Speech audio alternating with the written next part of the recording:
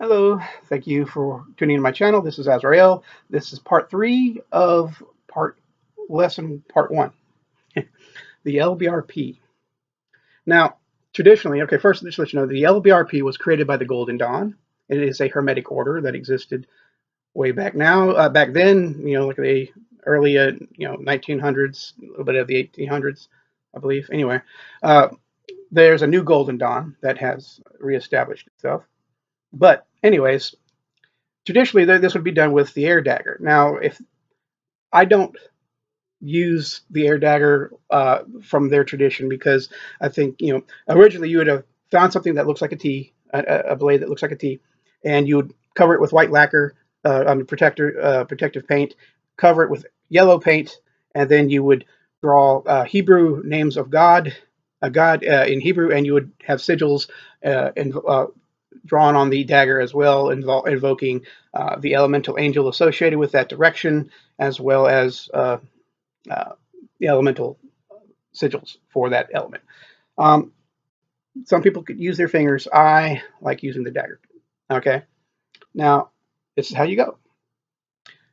Start out facing the east, and you're going to visualize yourself growing, getting taller, getting bigger, to where you're no longer confined to your ritual space. And you keep on growing, and now your neighborhood, you're standing over your neighborhood. And then you keep on getting bigger. Visualize yourself getting so big, you're now standing on the earth. No matter how small the earth is compared to your visualization, know that it is anchoring you to this realm, the earth realm, okay? And once you get so big to where the moon's floating by and all the planets are marbles, visualize a white or golden light above your head, and you're going to take the dagger or your fingers, and you're going to reach up and touch that light, and you're going to bring it down and visualize that light coming down in a line, and you're going to touch your forehead, and you're going to say ah ta, and you're going to vibrate it. Actually, you're going to say ah ta, touching your forehead, ah ta, and then you're going to see that light go further down your chest and down to your feet through the earth, and you're going to say Malkuth or Malkut. Either way, but you're going to vibrate it. Malkuth. Okay, and then after you do that, okay, sorry, head. Okay, so anyways, so you're going to, I guess when you say Ata, that's you're speaking Hebrew, and you're basically saying thou art, or thy, that is yours. Okay, Malkuth is the kingdom. So you're basically saying thou is the kingdom, or yours is the kingdom.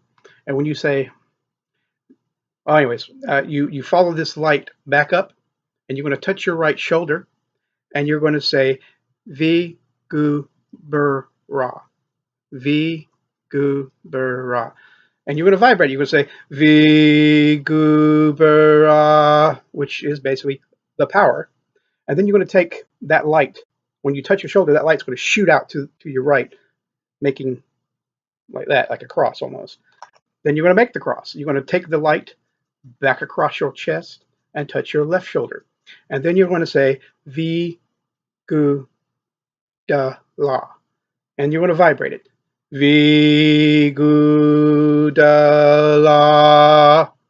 And then that light's going to shoot out, make a cross. Okay? So basically, anyways, then you're going to bring your hands together, and then you're going to say Li Olam Amen, and you're going to vibrate it. Li Olam Amen. Basically, that's basically saying thine is the kingdom, the power, and the glory forever. Amen. Okay? That is the Kabbalistic cross. That's the first part of the banishing ritual of the pentagram. So after you do that, You take in a deep breath, and then you're going to walk a few paces into the east, because you're facing the east, and you're going to draw the banishing ritual. I'm sorry, you're going to draw the banishing pentagram starting at the lower left part of the pentagram, which is basically would be the point by your left foot. And you're going to draw the pentagram.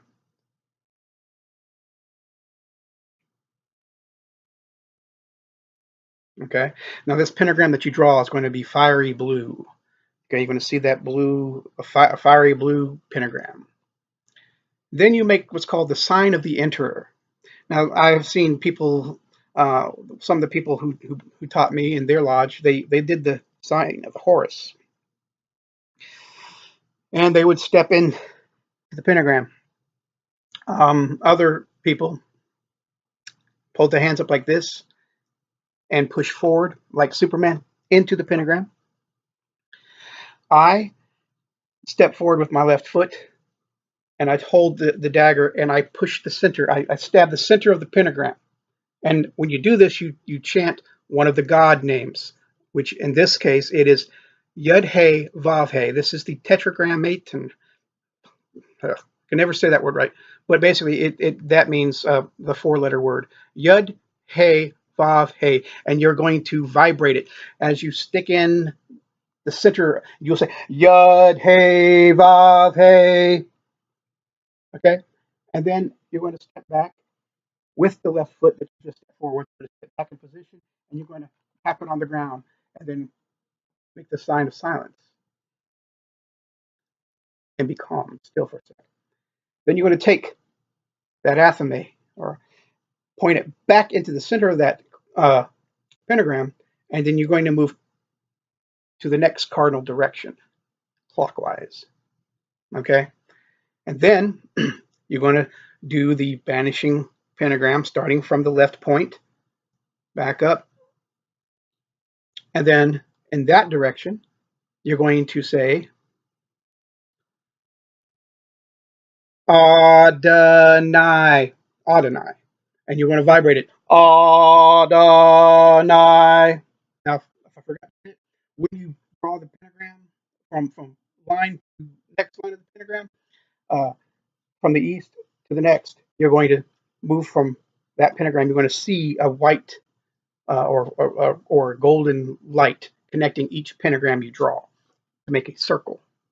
All right, so after you say the Adonai, you put the athame in the middle of the pentagram again. Again, step back, make the sign of silence with your left foot hitting the ground. And then you're going to go another 90 degrees angle. And then you're going to say, then you're going to draw another pentagram, vanishing from the point. And then you're going to stab it again, take that step forward and thrust, or the sign of the enter, or whatever you feels comfortable. And you stab that pentagram and you say the God name, Ehe, but you're going to vibrate it. Always vibrate the God names. Ehe, okay? Then you're going to see that light connect from that pentagram, and you're going to move another 90 degrees angle. And then you're going to do the pentagram again. Now, in this pentagram, you're going to say Agla. This is the holy name, Agla. You're going to step forward with your left foot, thrust. Agla. Okay. Then you're just going to step back and do the same with the left foot, like you're standing to attention, sign of silence. Pause for a moment. Now, at this point, you're going back to the east. Okay. So you're facing the east, west will be behind you, and you're just going to be doing the cardinal directions to the right, clockwise. You're going to take it from that pentagram and then connect it back to the east. Okay. Then you're going to put the athame back down to your side, turning clockwise, turning around, walking back to the center of your circle where your altar should be. Okay. Now, also, once you do this, you're standing and then uh, you're going to stand like this in the form of a cross, okay? And basically, you're going to say, now, I'm going to pause right here. Some traditions, they went, this is when you invoke the archangels, and some of them give a specific how you're supposed to visualize them. Okay, I find it easier just to visualize them uh, with associated with the elemental weapon that you're using for them. So basically, Raphael, who's going to be in the east, uh, you're going to see him basically wearing a yellow robe. You picture this guy standing, a figure standing there. Let your brain form however you want it to look like, but make it associated with air. So you're going to try to feel that air coming too, and he'll be holding Raphael. Air. He's going to be holding a dagger or the caduce of air. Okay, caduceus, because Raphael's, again, this is just petty imagery in my opinion. Just picture an image of an angel holding the elemental weapon that's associated with him, and maybe wearing a robe with the color of the direction that you're facing with the elements. This would be air. Okay, so you'll be on a cross like this. Say, before me, Raphael. Okay, now if you're facing the east, the opposite will be the west. So you'll say, behind me, Gabriel or Gabriel, and visualize him maybe wearing blue, holding a cup, because he is the angel of water. Okay, of that direction. And then you're going to say Michael to my right, or Michael to my right, and you're going to see him basically holding a fire wand or a fire sword, because he is the angel of fire. And you could probably visualize him standing in a desert or something, somewhere hot. And Uriel would be in the north, and you'll say Uriel to the left of me. And of course, he is the angel of earth, so he'll be holding an earth pentagram, a little disc, for example. And he might be wearing green. Michael will be wearing orange or red uh, for the cardinal directions. Okay. And then you step out from that cross into a pentagram form and say, before me flames the pentagram, and within me shines the six-rayed star. That's basically saying, I may be human, I'm human, but I am God. Basically, you're channeling, and when you're doing this, you're actually channeling divinity. So you're human, but at this point you're temporarily transmutated into the authority of the divine. Okay, and then after you say that, the ritual is basically closed. I, however, do like to, after I say Raphael before me, Gabriel behind me, Michael to the right of me, and Uriel to the left of me, I do a quick Ata Malkut Vigubera Vigudala Lialam. Amen. And then I see the pentagrams spinning all around me, like, see it go above you, see it go underneath you. And what you're actually doing is, after you cast that circle, you're basically turning that circle this way a couple of times, turning this way. So you're actually making a sphere of protection. And this concludes the LBRP.